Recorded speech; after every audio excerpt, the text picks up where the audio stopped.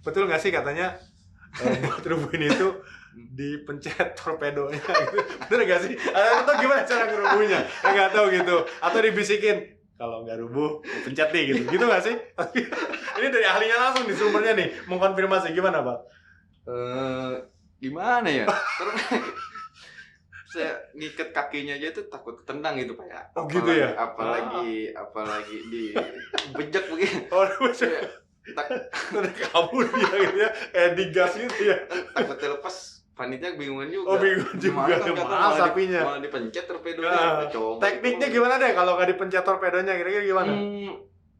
Paling memang ada beberapa metode untuk merubuhkan sapi ya. Yang pasti itu pakai tali Pak, nggak mungkin dong diangkat rame-rame kakinya berat gitu ya, apalagi tadi 600 kilo ada 1 ton lebih gitu ya. Gitu. Masa ya kita ancam bijinya torpedonya saya pencet, itu mau rubah apa enggak lo daripada pecah kan begitu kagak enak ya.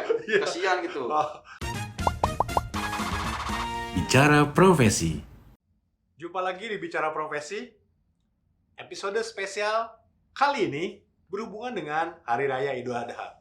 Ternyata ada profesi yang kerjanya cuma setahun sekali. Profesi apa itu? Jagal kurban. Kita sambut saja Bang Iqbal Darussalam. Apa kabar? Alhamdulillah. Alhamdulillah. Kerjanya setahun sekali, enak banget ya. Iya, betul, ada yang kerja setahun 2 kali, digaji 4,3 juta di salah satu kementerian, viral ya. Kalau ini 11 bulannya tidur Pak. tidur. Kalau ini pasti legal ya. Iya. Kerjaannya jagal kurban. Pertanyaan pertama saya, Bang Iqbal. Apa bedanya jagal kurban dengan jagal rumah potong hewan atau RPH? Sejauh ini ya, jagal rumah potong hewan itu lebih identik untuk pemotongan hewan-hewan yang memang dikonsumsi setiap hari gitu Pak. Nah, kalau misalkan memang jagal hewan kurban itu identiknya dengan hari raya besar Islam, khususnya Idul Adha gitu kan. Nah, jadi emang sudah ditentukan juga jagal kurban itu emang kerjanya setahun sekali. Oh, setahun sekali ya? Iya. Berarti cuma 3 hari itu ya? Iya. Hari Tasik Iya, kalau salah ya? 3. Nah, biasanya tugasnya itu di tempat tertentu atau tergantung yang manggil sih biasanya? Tergantung yang ngasih amanat ya, ada di mana tempat. Misalkan kayak di dekat rumah saya nih, ada, Bang tolong dong potongin sampai pengerjaannya sampai sekian sampai turun daging ataupun sampai masukin plastik. Nah, itu tergantung dari permintaan dari yang menghubungi saya aja sih gitu. Oh gitu. Iya. Oke.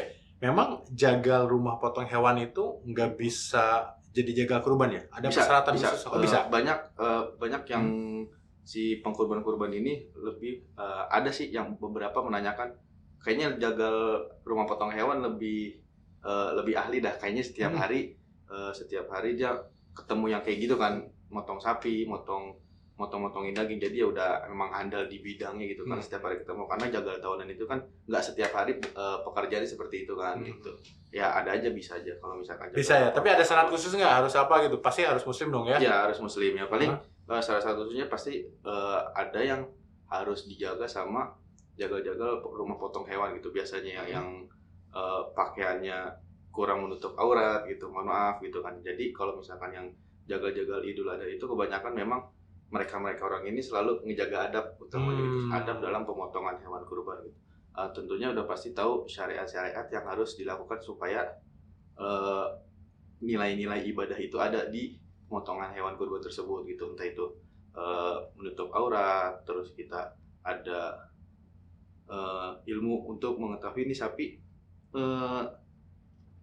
disembelihnya itu sakit atau enggak gitu. Oh gitu. Iya. Jadi ilmu motongnya mungkin ada ya punya, tapi ada syarat adab itu yang mereka harus ketahui ya. Kalau belajar atau menyesuaikan diri sehingga layak gitu ya untuk jadi jagal kurban, ya bisa aja mereka melakukan juga ya. Tahun ini kira-kira ramai nggak nih? Alhamdulillah Pak. Ramai ya? Alhamdulillah. Berarti udah ada listnya dong ya? Di mana saja gitu ya? Ya. Oh 3 hari itu Po? 3 hari Pak. Tahun kemarin motong berapa? Tahun kemarin itu total ada 15 ekor sampai 3 hari ya. Dan itu juga nggak full motong, karena kan ada pengerjaan itu sebagian sampai ada yang motong doang, ada yang pengerjaan itu sampai turun daging, terus belah 4 karkas. Nah, terus sampai ada yang masukin plastik, itu tergantung permintaan masing-masing tempat. Turun daging itu apa? Turun daging dulu deh. Turun daging itu ketika sudah dibelah 4 atau belah 8, nah itu daging-daging sapinya diturunin tuh, dipisahin dari tulangnya, baru cacak dagingnya. Ikut nyacah juga berarti. Iya, ikut Terus nyacah. tadi ada yang sampai masuk kantong Sampai masukin kantong plastik. sendiri ngerjainnya atau ada tim sama, sebetulnya? sama tim. Oh, ada Iya, tim. sama Jadi tim. ada Kalau timnya sendirian, diundang termasuk iya. sampai masuk kantong plastik gitu ya. Kalau sendirian 2 hari Pak. Oh, 2. Lama gitu ya. Tadi ada berapa sapi, kambing tahun kemarin? Kalau kambing sih enggak sih Pak, paling ke sapi aja. Oh, sapi, kebanyakan sapi. Iya, sapi. Ayam nggak ada. Ayam enggak ada. Emang nggak boleh ayam ya? Kenapa sih ayam nggak boleh?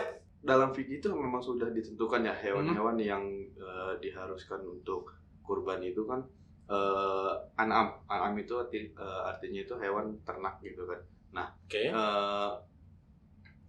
adapun Ibnu Abbas berpendapat itu bahwasanya ayam bisa dijadikan kurban, tapi dikiaskan sama akikah dalam halnya seperti itu. Nah, tapi karena memang sudah ditentukan dalam fikihnya sapi, kambing, domba, dan kerbau itu kan sudah ditentukan. Nah, adapun kalau misalkan untuk mendapatkan nilai ibadah di hari raya Idul Adha, nah boleh tuh memotong ayam sebagai rasa biar dapat nilai ibadah di Idul Adha tapi tidak terhitung masukan kurban. Oh, ibadah karena mungkin bisa berbagi juga ya, Iya, daging ayam dengan tetangga atau sekitarnya gitu ya. Tapi kurang tidak lebih ya? terhitung dalam hewan kurban gitu, tidak termasuk kurban. Oke. Saya pikir terkait dengan harga nih, kalau satu Iya, sapi betul. itu jadi 500 Betul. ayam nggak bisa gitu ya, nggak bisa menggantikan itu Karena ya. kan secara syariat kan nggak semua orang itu mampu untuk berkurban kan gitu, makanya ada yang berpendapat seperti itu imam-imam gitu. Kurban itu wajib atau sunnah sih jatuhnya nih? Kalau menurut fikih itu sunnah muakkad ya, sunnah muakkad itu sunnah yang dianjurkan bagi yang mampu gitu. Dalam artian mampu ini bukan orang yang punya banyak harta, tapi lebih ke misal nih per hari ini kita punya duit 6 juta, tapi dalam 3 juta itu udah cukup untuk kebutuhan pokok. Nah, 3 jutanya itu bisa dibelikan hewan kurban. Oh gitu, jadi kalau ada pinjol, duluin pinjol ya, Iya, dulu daripada pinjol, Pak. berbunga-bunga, Betul, Pak. selesaikan urusan Iya. pinjol dulu daripada korban dulu, mungkin gitu ya, Iya. salah satunya ya. Sedekah tapi masih punya utang gitu, Pak. Iya, iya, iya. Oke, kadang orang patungan sapi bertujuh gitu ya, itu yang dianggap berkurban itu berarti 7 orang yang patungan. Kadang-kadang gini, saya kurban sapi untuk satu keluarga, keluarganya kan bisa jadi anaknya banyak gitu ya, lebih dari 7. Atau tadi patungan 7 ya 7 orang, ya 7 orang itu dihitung sebagai yang berkurban. Kalau bicara peruntukan masing-masing hewan kurban ya, kalau kambing itu kan untuk kambing domba itu kan untuk 1 orang. Nah, sapi kerbau itu untuk 7 orang kan. Nah, kalau satu keluarga sudah ada yang kurban atas nama 1 orang, itu satu keluarga dapat pahala kurbannya. Dapat pahala kurbannya. Pahala kurbannya, Oke. gitu. Dari 7 orang ini emang benar-benar berkurban, yaitu sah kurbannya, gitu kan. Emang diperuntukkan 7 orang. Tapi bagaimana kalau misalkan kurang 7 orang gitu? Misalkan ada 5 orang, 6 orang, tapi ini uang katakanlah ada 17 juta, 18 Cukup juta, gitu ya? tapi cukup untuk sapi. Nah, jadi 5 orang sampai 6 orang nggak harus 7, tapi maksimal 7. Oke, berarti maksimal 7.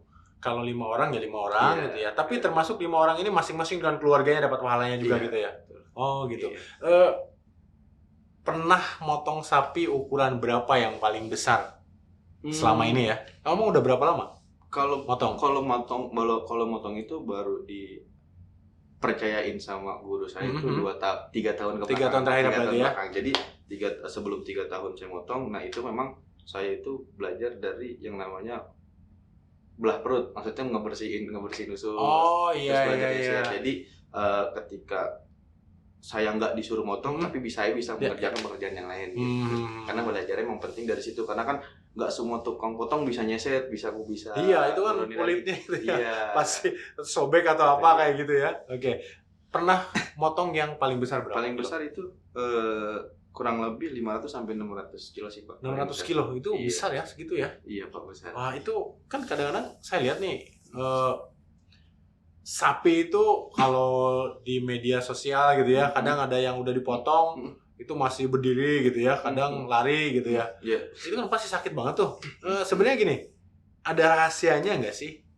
Bagaimana motong yang tidak menyebabkan penderitaan yang lama nih bagi hewan gitu ya? Seperti itu, ada nggak? Sebenarnya sih harus ada beberapa hal yang harus diperhatikan sama khususnya tukang nyembelih ya. Tukang nyembelih itu kan identik dengan halal atau enggaknya hewan yang dipotong. Gitu. Nah, jadi penentu dan tanggung jawab seorang penyembelih itu sangat amat besar gitu ya, karena konteksnya itu ibadah gitu. Sebelum masuk ke apa sih persyaratan alat-alat sembelih yang memang harus dipakai supaya hewan tuh, kita memikirkan keserawanan hewan gitu ya. Nah, pernah suatu kejadian itu di tempat pesantren guru saya gitu. Pernah mengalami sendiri berarti ya, Iya, melihat gitu ya. Oke. Guru saya. Oke. Ya. Nah, guru saya itu baru datang itu sekitar jam 10 pagi karena dia ada motong di tempat lain kan gitu. Nah, itu dari pagi setelah sholat Id sampai jam 10 dari jagal nih gitu kan, dari jagal lain. Nah, itu dia melakukan pemotongan hewan kurban di tempat itu. Dan sudah selesai, baru nih guru saya datang jam 10 melanjutkan hewan yang ada gitu. Itu kurang lebih kalau nggak salah ada 10 ekor, jadi sisa 5 ekor nih. Sisanya 5. Iya. Okay. Nah, ketika guru saya motong di jam 10 tuh sampai selesai tuh, nah itu potongan alhamdulillah bagus gitu kan, ihsan sesuai syariat gitu kan. Bahkan tidak menyakiti hewan sama sekali gitu kan. Nah, si mudohi itu si pengkurban ya. Si pengkurban itu dia ke panitia nih, bahwasanya si pengkurban ini tuh tidak terima hewan kurbannya itu digodot-godot motongnya gitu kan. Digorok-gorok Pak. Oke. Sama si sebelum si guru saya gitu kan. Okay. Makanya hal yang harus diperhatikan sama penyembelih itu ya harus yang pasti ketajaman bilah, terus tahu kapan hewan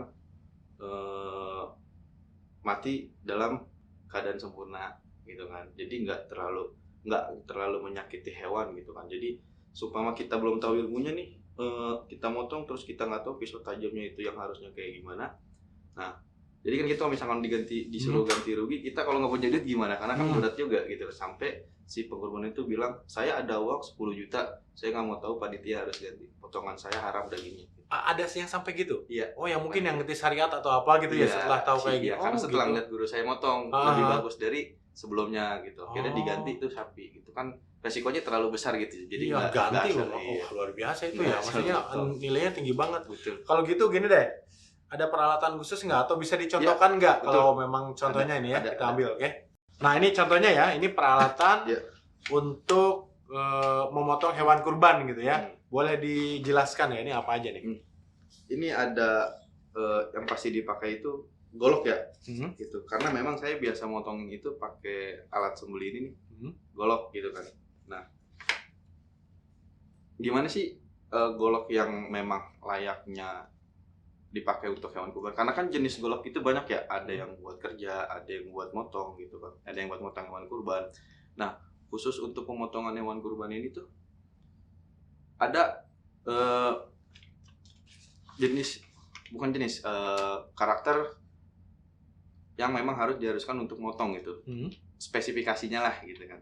Nah, dan syarat ketajaman pun menurut SKKNI, nah itu harus minimal kertas. Oh, ada SKKNI-nya? Ada SKKNI-nya. Ada juga. Kalau SKKNI itu dia tergantung minimal kertas. Tuh, minimal bisa seperti ini. Ih, tajam banget itu ya. Nah, kalau sekedar mengetesnya miring, pisau dapur pun juga bisa. Bisa ya. Ini harus lurus ya berarti. Harus dipuskat. Oh. Gitu. Karena menentukan ketajaman yang sudah memenuhi syariat. Oh gitu. Nah, alhamdulillah, insya Allah dengan syaratnya seperti ini tuh bisa. Kalau dari bentuk nih, saya tanya dulu. Kalau dari bentuk ada perbedaan nggak antara golok untuk kerja tadi sama golok misalkan ujungnya harus lancip atau apa? Nggak ya? Kalau dari secara bentuk sih ada, tapi tergantung dari, kalau golok ini kan kalau buat motong ini dia tipis ya, tipis itu, jadi dia nggak bisa buat nebas-nebas, nggak bisa buat nebas karena nanti matanya akan rusak gitu. Karena kebanyakan orang-orang awam nih beli golok mahal nih, katakanlah 1 juta ke atas lah gitu kan ya. Nah, tapi ini kerjanya buat ngebajak-bajak bambu, buat bajak-bajak kayu-kayu keras gitu. Tapi komplain nih sama yang punya. Nah, kok matanya rusak ya, gini-gini ya, kok pada ciping, pada gompal, padahal bukan peruntukan itu penggunaannya. Memang gitu. Bukan untuk itu. Iya. Nih, sekalian ada goloknya, ada yang lain nggak? Ada perbedaan nggak? Atau memang golok apapun? Cuman speknya tadi berdasarkan SKK ini harus bisa memotong kertas secara vertikal gitu ya? Iya, betul. Ada jenis lain nggak? Atau gimana? Paling biasanya saya itu lebih meyakinkan lagi itu biasanya saya pakai plastik lah. Oh, Iya. yang motong pun harus yakin dia Betul. bahwa ini sangat tajam sehingga tadi mengurangi sakitnya Iya, bagi betul. hewan. Karena kan sebaik-baiknya potong itu ya secepat-cepatnya dan Oh, setajam-tajamnya oke. pisau gitu Oke, kan. oke. Terus Biasanya saya sampai slice plastik. plastik gitu. Iya, sampai slice plastik. Itu samurai ya. Luar biasa sekali. Nah, tadi sempat disampaikan jangan motong hewan sambil digodot-godot ya istilahnya. Itu Iya, istilah Betawi ya. Betul. Itu gimana coba supaya kita pembelajaran ini bagi teman-teman mungkin siapalah yang mungkin ya di daerah ya mungkin belum paham mengenai syariatnya, di gimana sih digodot-godot itu yang nggak boleh? Itu hal yang harus diperhatikan untuk Hah? khususnya penyembelih hewan kurban. Yang pasti yang pertama disiapkan itu adalah ilmu ya, pasti ilmu. Entah itu ilmu fikihnya, terus ilmu asah bilahnya. Jadi pisau atau golok yang harus dipakai itu sudah mumpuni atau belum itu. Kalau boleh jujur saya kurang lebih itu belajar mengasah itu 2 tahun.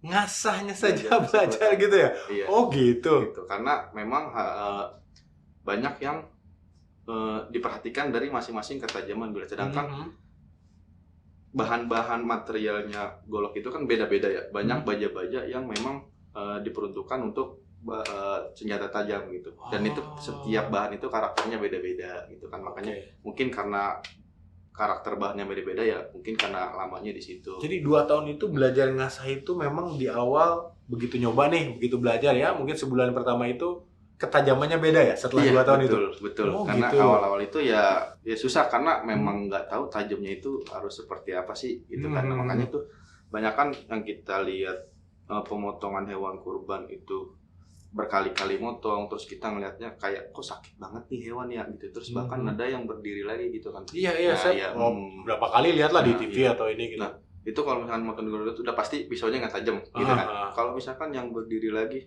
itu kan ketika memotong hewan kurban itu ada yang harus diperhatikan untuk menentukan hewan itu cepat mati gitu kan. Yang pertama itu pasti menentukan ada 4 saluran yang harus putus nih. Ada kerongkongan, tenggorokan, dan 2 urat leher. Nah itu kalau misalkan udah putus, nah itu insya Allah pasti nggak akan bangun lagi. Tapi kenapa bangun? Pasti ada salah 1 atau 2 yang terputus. Yang belum putus. Iya. Kalau orang awam tahu nggak sih 4 saluran yang putus itu nggak tahu ya? Nah itu Bisa makanya, merasakan. Kalau orang awam nih gitu ya. Nah itu makanya khususnya untuk orang-orang awam yang pengen menyembelih harus ada pendamping yang profesional. Jadi sekiranya bisa ngeliat, oh ini udah nih cukup nih gitu. Yang udah memang handal di bidangnya. Makanya kan kalau kita kurban itu yang paling afdol itu yang motong yang si pengkurban kan ya. Si pengkurbannya oh kan gitu ya, yang yang motong. afdol yang pengurbannya. Iya, yang afdol itu si pengkurbannya yang motong. Jadi si pengkurbannya motong, yang si tukang potongnya yang memang udah handal di bidangnya ya dampingin. Mendampingi. Iya. Termasuk memastikan pisaunya juga ini ya gitu. Betul. Oke. Pernah ada kejadian unik nggak selama motong 3 tahun terakhir ini? Apa sih? Nggak rubuh-rubuh Pak sapinya Pak. Saya ngerubuh Pada saat sapi, dirubuhin. Iya. Ini sekalian nanya nih, betul nggak sih katanya buat rubuhin itu dipencet torpedonya gitu? Betul nggak sih? Atau gimana cara ngerubuhnya? Nggak tahu gitu. Atau dibisikin, kalau nggak rubuh, pencet nih gitu. Gitu nggak sih? Ini dari ahlinya langsung di sumbernya nih, mengkonfirmasi gimana Pak? Gimana ya? Saya ngikat kakinya aja tuh takut ketendang gitu Pak ya. Oh gitu ya? Apalagi di bejek begini. Oh, saya kabur dia gitu ya, kayak digas gitu ya. Takut terlepas, panitia bingungan juga. Oh bingung juga, mahal sapinya. Malah dipencet torpedonya. Tekniknya gimana deh kalau nggak dipencet torpedonya, kira-kira gimana? Paling memang ada beberapa metode untuk merubuhkan sapi ya. Yang pasti itu pakai tali Pak, nggak mungkin dong diangkat rame-rame kakinya berat gitu ya, apalagi tadi 600 kilo ada 1 ton lebih gitu ya. Kan, gitu. Masa ya kita ancem bijinya torpedonya saya pencet, itu mau rubah apa enggak lo daripada pecah kan begitu kagak enak ya. Kasihan gitu. Gitu. Jadi ada beberapa metode yang yang bisa dipakai untuk mekanisme perubuhan gitu ya. Yang pasti ada tali kita siapkan itu kurang lebih 3 sampai 4 meter lah. Untuk gitu, kakinya. Untuk kakinya. Oke. Gitu. Nah, seperti yang kita lihat biasanya aja gitu. Pengikatan kaki udah bisa ditarik rame-rame ataupun ada alat-alat yang bisa mendukung supaya nggak ditarik rame-rame gitu kan. Biasanya panitia sibuk masing-masing nih. Ya kan Cuma nggak pekerjaannya, semuanya nggak siap semuanya, untuk ya, itu kan. ya. Jadi kita memanfaatkan tempat yang ada, misalkan ada tiang yang kita bisa buat ikat kakinya nih. Nah, jadi kita manfaatkan di situ. Bahkan 1-2 orang pun bisa merubuhkan diri dengan adanya fasilitas yang adanya di sekitar tempat itu. Tapi harus rubuh ya, harus di bawah ya, iya. tiduran. Nggak boleh diikat kaki kiri kanan terus sambil berdiri di ada beberapa pendapat itu bisa dimotong sambil berdiri di tedong, kayak seperti kita lihat sering lihat tuh di Toraja Pak, gitu kan. Nah, tapi tidak menutup kemungkinan karena kan pandangan orang itu kan beda-beda ya, kok motongnya begitu segala macam gitu kan ya, itu uratnya udah putus semua atau belum, karena kan nggak kelihatan berdiri, karena posisi leher di bawah ya, posisi leher gini kan di bawah gitu kan. Nah, dan resiko ngamuknya itu lebih besar, entah itu nanti dia posisi ngamuk, dia lari-lari terus ganggu orang sekitar kan, tingkat kecelakaannya kan lebih besar gitu resikonya gitu. Lebih baik disarankan ya sebaik-baiknya merobohkan itu ya sebaik-baiknya menyembelih itu ya dirobohkan dulu gitu, dirobohkan dengan diusahakan madhep kiblat. Nah itu lebih gitu. Lebih dianjurkan adabnya ya. gitu Iya, ya. Nah, kalau nggak yakin nih, nanti takutnya ada yang nggak putus nih salurannya, misalkan awam atau baru nyoba gitu ya. Betul. Boleh nggak sih nanggung gitu, dipisahin sekalian kepalanya, boleh nggak secara syariat? Ada yang namanya itu koreksi setelah melakukan penyembelihan gitu kan. Apa yang harus diperhatikan ketika kita selesai penyembelihan? Kita pastikan adanya urat 4 saluran yang sudah terputus. Kita pastikan nih sudah putus atau belum. Sumpama kita udah selesai motong nih, walaupun sudah yakin, pastikan nih udah putus atau belum. Sumpama memang ada saluran arteri darah itu masih mampet, itu kita boleh kita tambahkan. Tapi dengan kita beritahu dulu nih ke si pengkuban ataupun si penonton biar nggak salah tangkap gitu kan, karena kan ada impact ketika darah itu mampet, matinya nanti akan lama. Gitu. Ya. Jadi tidak hanya salurannya belum putus ya, tapi darahnya mampet. Darahnya mampet itu harus dikoreksi. Karena kan darah harus keluar ya untuk memastikan ya semua. Dan bicara untuk kepala langsung diputusin itu kurang isan, karena lebih kayak kurang adab sih terhadap hewan gitu ya, kalau misalkan langsung diputusin. Kayak menyiksa gitu ya? Kayak menyiksa gitu, karena langsung memuduk gitu kan. Walaupun secara syarat itu ya sah-sah aja gitu kan. Tapi kan kita nggak ada akhlaknya gitu. Iya, beda ya antara berkurban dengan syariat, caranya dengan adab, dengan membunuh kayaknya kalau langsung diputusin itu kayak ya memang matinya cepet juga ya, cuman jadinya kesannya sadis gitu ya. Nggak ihsan lah. Nah, ini pembagian daging hewan kurban nih. Kan yang berkurban boleh dapat sepertiganya maksimal kalau nggak salah ya. Betul. Nah, ini yang motong nih jagal kurban suka dapat nggak sih? Atau ada perjanjian nggak boleh atau minimal dapat apanya gitu ya? Nggak ada nggak gitu kayak kalau gitu? secara hakikat si tukang pemotong ini nggak boleh diupakan berupa daging ataupun apapun bagian dari hewan kurban tersebut, gitu kan?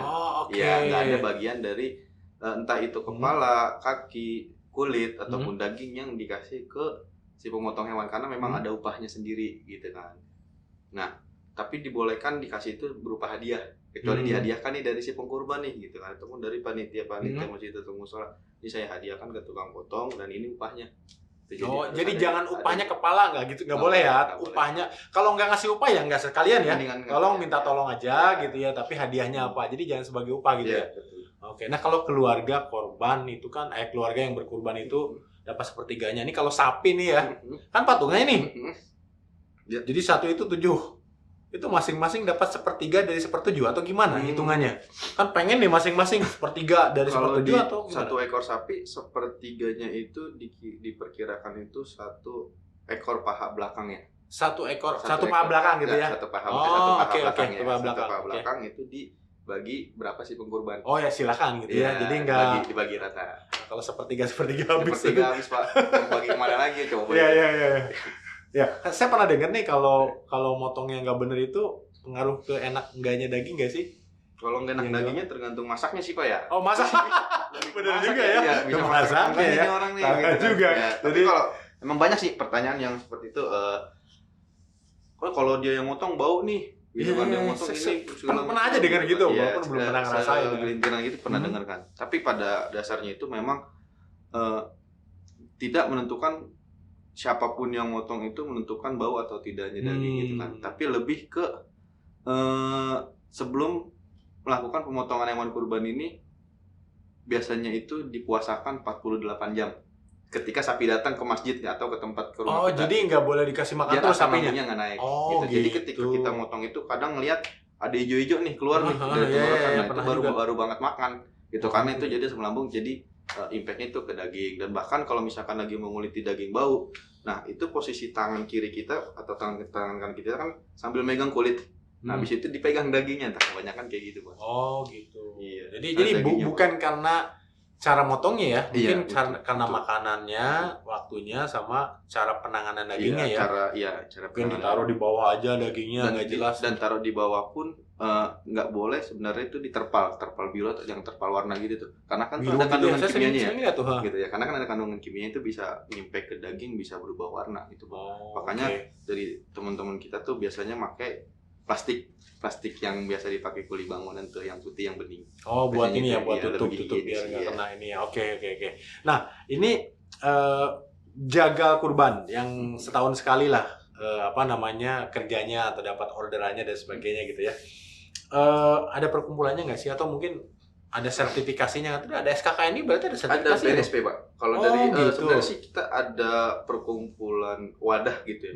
Wadah kita itu sebenarnya ada juru sembelih halal. Nah, juru sembelih halal itu dia memiliki visi misi yaitu dakwah sembelih halal yang layaknya itu harusnya seperti apa sih sesuai syariat gitu kan. Jadi mengedepankan DKM para jagal-jagal biar mandiri dan tahu apa sih syariat untuk menyembelih hewan kurban itu seperti apa, lebih kayak gitu sih kalau misalkan ada gitu. Ya, tapi ada aja yang mengamanahkan, saya maunya yang motong nih orang juru sembelih halal nih yang sudah berkompeten di bidangnya, bahkan ada sertifikasi MUI dan BNSP gitu.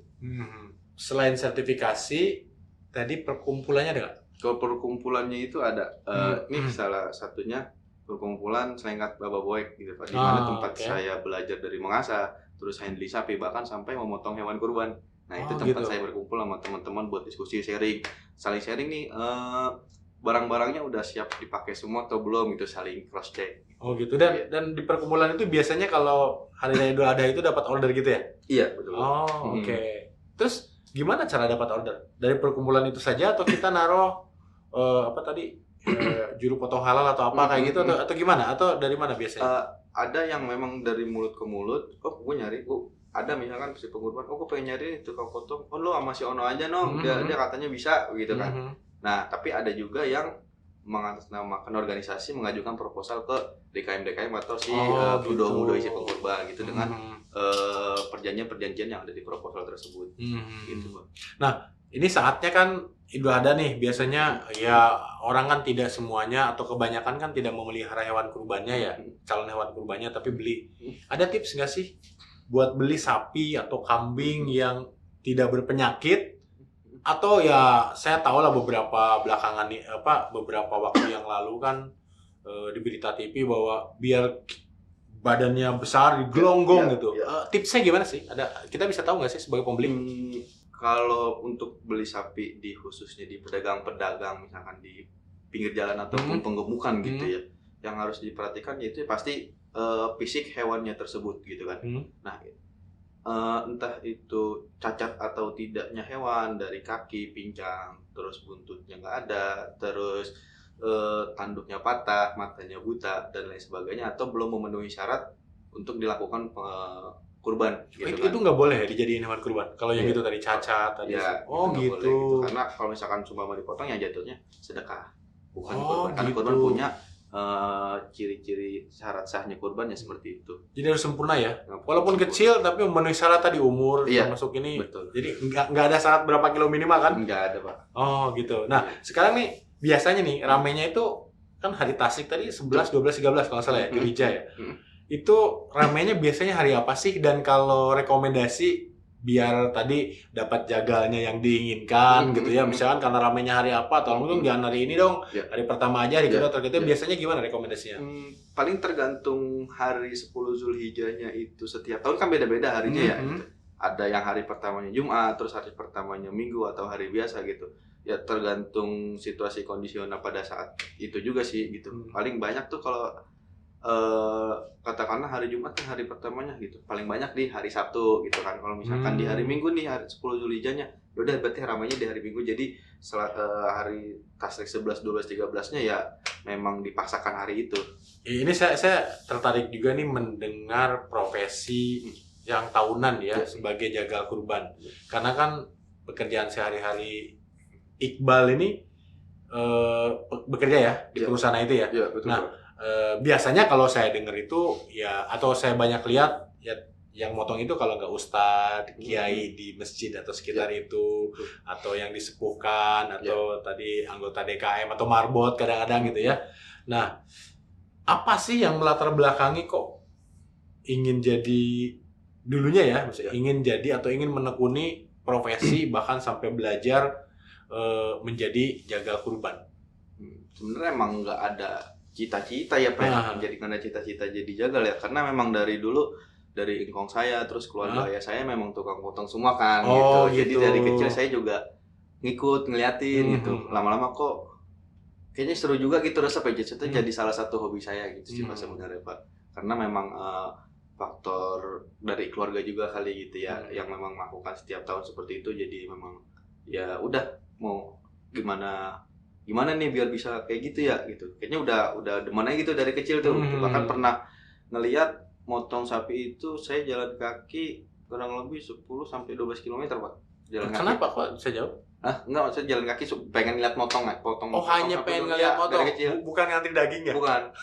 ngelihat motongnya aja. Iya, saking girohnya gitu ngeliat kayak gitu kan. Oke. Jadi memang karena dari orang tua kakek gitu melihat ya. Jadi ya mungkin karena melihat contoh dan itu berpahala juga ya walaupun tidak dijadikan pekerjaan tetap karena setahun sekali juga kan betul. Itu jadi menekuni area itu gitu ya. Bagus sekali nih. Banyak nggak sih di komunitasnya ini, komunitas apa namanya? Kalau ini Maraboek ini anak-anak muda atau kebanyakan yang udah tua-tua biasanya? Campur sih Pak, ada yang muda, ada yang sedang, ada yang tua juga, ada yang punya cucu 24 ada. Gitu. Banyak banget ya. Gitu ya. Relatif. Kalau di tempat saya atau secara umum saya melihat banyak kan kok tua-tua ya.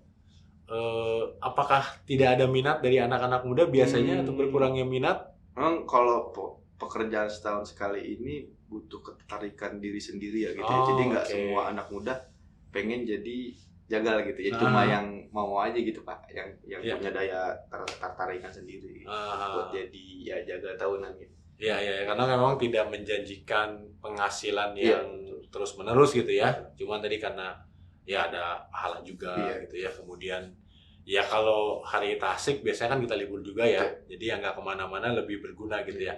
Nah, pertanyaan nih yang mungkin perlu dijawab juga nih. Secara saya nggak tahu secara syariat atau secara adab ya. Suatu saat boleh nggak sih motong hewan kurban itu pakai mesin seperti di rumah potong hewan modern gitu ya? Kan misalkan diniatin terus dirobohin juga dan sebagainya. Boleh nggak sih atau harus sama orang? Sebenarnya sih di sekarang pun sudah ada teknologi untuk alat potong, tapi alat potong untuk sapi gitu di pabrik gitu, di industri pemotongan hewan gitu ya.